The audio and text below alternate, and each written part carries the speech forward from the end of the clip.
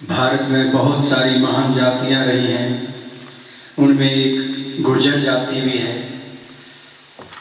जब भी मैं गुर्जरों के समाज में बैठते हैं हम या गुर्जर बड़े बूढ़ों से बात की जाती है तो सिर्फ वो वही एक ही बात कहते हैं कि गुर्जरों का इतिहास छिपाया गया। वास्तविकता ये नहीं है कि गुर्जरों का इतिहास छिपाया गया, वास्तविकता ये है कि वो छिपाया क्यों जा सका।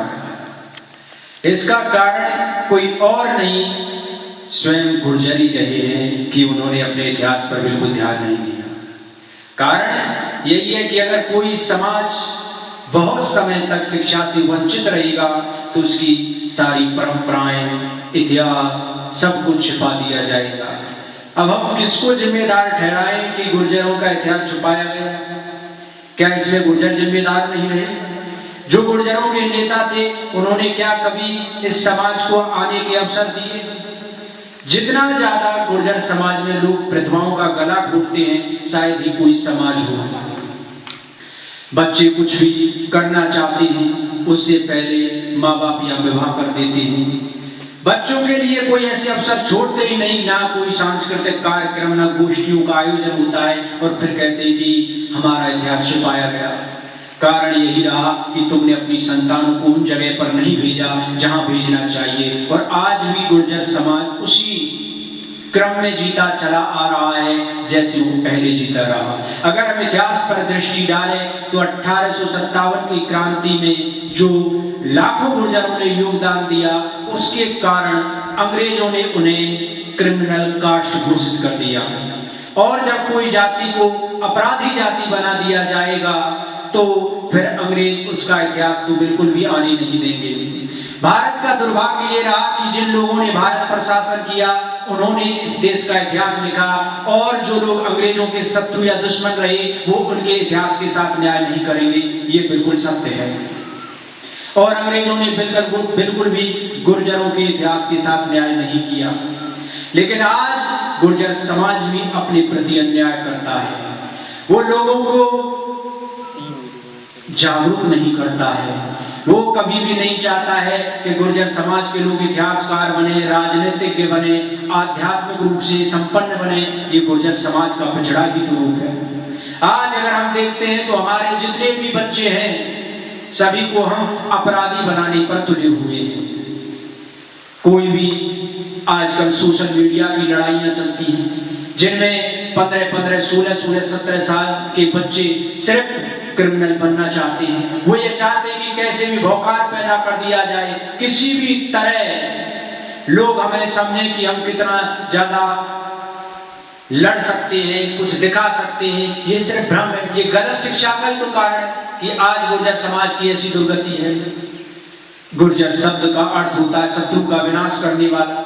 अब वो शत्रु ये नहीं है कि वो शत्रु आप उस शत्रु को युद्ध भूमि में ही पराजित करें। आज आपके समाज में बहुत सारी बुराइयां और कुरीतियां और अशिक्षा व्याप्त है, क्या आप उससे लड़ नहीं सकते हैं? क्या आप उससे समाज को क्या उन्हें पराजित नहीं कर सकते? जो बुराइयां आज समाज में व्याप्त हैं वो भी तो एक योद्धा की निशानी होती है। गुर्जर शब्द की कई व्याख्याएं की जा सकती हैं। इसमें एक व्याख्या ये है, गुर्ज धन रा, यानी जिसके पास गुर्ज रहती है वो गुर्जर होता है। सीधी बात है। अब गुर्ज हर व्यक्ति को नहीं मिल सकती है क्योंकि उसके लिए बल चाहिए, भूतंडों में ताकत चाहिए, जब तो कोई व्यक्ति गुर्ज जीत कर लाएगा। तो गुर्जर समाज ने बहुत सारी गुर्जे जीती, इसलिए उन्हें गुर्जर कहा गया। परंतु आज समाज जिस तरह से नशे की तरफ बढ़ रहा है उससे ये समाज खोखला होता चला जाएगा। हमें समाज को बेहतर बनाने के लिए बेहतर से बेहतर योगदान समाज के लिए देना होगा। बड़े दुख की बात है कि गुर्जर समाज कोई भी सांस्कृतिक आयोजन ही नहीं करते हैं। धन है परंतु उसका सदुपयोग नहीं किया जा रहा है गुर्जर समाज द्वारा, तो इससे बड़ी विडंबना गुर्जर समाज के लिए कुछ हो नहीं सकती है।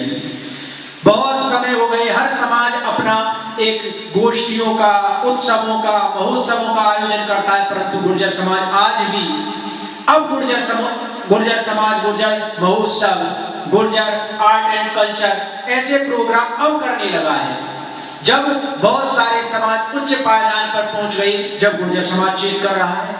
तो ये पिछड़ेपन की मानसिकता का हमें त्याग करना होगा और अपने समाज को सुदृढ़ और मजबूत बनाने के लिए सभी को आगे आना होगा। जो समाज की भलाई चाहते हैं उन्हें को हमें आगे बढ़ाना होगा और जो समाज को गलत दिशा दे रहे हैं उन व्यक्तियों को हमें दरकिनार करना होगा, उन्हें समाज से अलग करना होगा, वरना वो समाज को गलत दिशा में ले जाएंगे। और यही हुआ।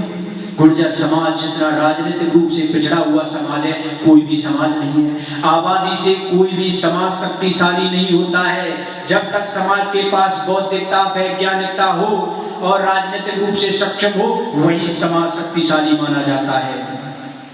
अंग्रेजों के समय आपने जो विद्रोह किए उनके कारण आपको पहाड़ों और जंगलों में शरण लेनी पड़ी, लेकिन आपने कभी भी अंग्रेजों के सामने झुकना स्वीकार नहीं किया। आप बागी हो गए, परंतु अंग्रेजों की आपने बिल्कुल भी गुलामी स्वीकार नहीं की। अंग्रेजों के कभी भी गुर्जर विश्वास पात्र नहीं रहे। जब 1857 की क्रांति हुई तो मेरठ में धन सिंह कोतवाल ने जितने भी आसपास के गुर्जरों के गांव थे तो उनको उस 1857 की क्रांति के लिए प्रेरित किया और 800 से भी अधिक जितने भी कैदी क्रांतिकारी बनाए उन्होंने छोड़ दिया गया और क्रांति की अलग जगह कर लाखों गुर्जर दिल्ली के लिए रवाना हुए। परंतु उसके बाद क्रांति को दबा दिया गया। 4 जुलाई 1857 को धन सिंह गुर्जर को फांसी दे दी गई और अंग्रेजों ने विचार किया कि गुर्जरों को नौकरियों में लेना व्यर्थ है, क्योंकि ये विश्वास पात्र नहीं है हमारे, क्योंकि ये कभी भी इस देश के हित में सोच सकते हैं और जो व्यक्ति इस देश का हित चाहेगा वो हमारे लिए कभी भी हितैषी नहीं हो सकता है। और इसी कारण से गुर्जर समाज को राजनीतिक रूप से नौकरशाही से हमेशा के लिए वंचित कर दिया गया और गुर्जर समाज के गांवों को जला दिया गया और इतना प्रताड़ित और परेशान किया गया कि उन्होंने हथियार उठा लिए और जंगलों में बागी का जीवन जीते रहे। लेकिन अब समय बदल चुका है, अब स्थितियां अंग्रेज नहीं रही हैं। आपको फिर से समाज की उस धारा में आना होगा और उस धारा में आकर उच्च पायदानों पर अपने आप को प्रतिष्ठित करना होगा। उसके लिए आपको शिक्षित होना पड़ेगा, समझदार होना पड़ेगा, दूरदर्शिता का परिचय देना पड़ेगा, तभी मेरा गुर्जर समाज बहुत उन्नति और शक्ति प्राप्त कर सकता है। गुर्जर समाज जितना बलिदान दे सकता है शायद ही कोई ऐसा समाज हो। यहाँ की माताएं ऐसी रही कि जिन्होंने अपने पुत्रों को अपने सम्मुख इसलिए कटवा दिया ताकि ये राष्ट्र जीवित रहे, उनकी राष्ट्रभक्ति अमर रहे। कोई भी माँ कभी भी अपने पुत्र को अपनी आंखों के सामने कटता हुआ नहीं देख सकती है, परंतु पन्नाधाय ने ये करके दिखाया। राजस्थान में 2 ही व्यक्तियों की राष्ट्रभक्ति के सबसे अधिक गुणगान गाए जाते हैं, दुर्गादास राठौड़ और पन्नाधाय।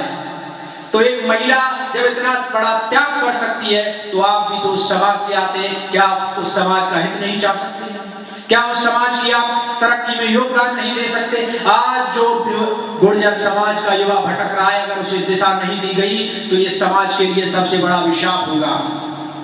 हमारे समाज में बहुत सारी कुरीतियां हैं, उनका हमें त्याग करना होगा। बहुत सारी अब सबसे अधिक बाल विवाह गुर्जर समाज में होते हैं, जिसके कारण जितनी कमजोर गृहस्थी का निर्माण होगा वो समाज उतना ही कमजोर होगा। अब जो बच्चे कभी भी नहीं जानते कि परिवार कैसे चलता है, परिवार के खर्चे कैसे चलेंगे, हमें नौकरी कैसे करनी है, पैसे का मैनेजमेंट कैसे करना है, और उन लोगों को आप एकदम विवाह करके घर की जिम्मेदारी दे देंगे तो क्या वो ज्यादा सफल हो जाएंगे? हमें इन चीजों पर विचार विमर्श करना चाहिए। सबसे बड़ी नीचता की बात यह है कि गुर्जर समाज जो कभी पांडवों का वंशज रहा है, आज वो समाज बदले से विवाह कर रहा है। कोई भी इसके विरुद्ध नहीं बोलता है। कितनी नपुंसकता की बात है कि युवाओं को कह देना चाहिए कि चाहे हम अन्य जाति में विवाह कर लेंगे लेकिन बदले से विवाह नहीं करेंगे।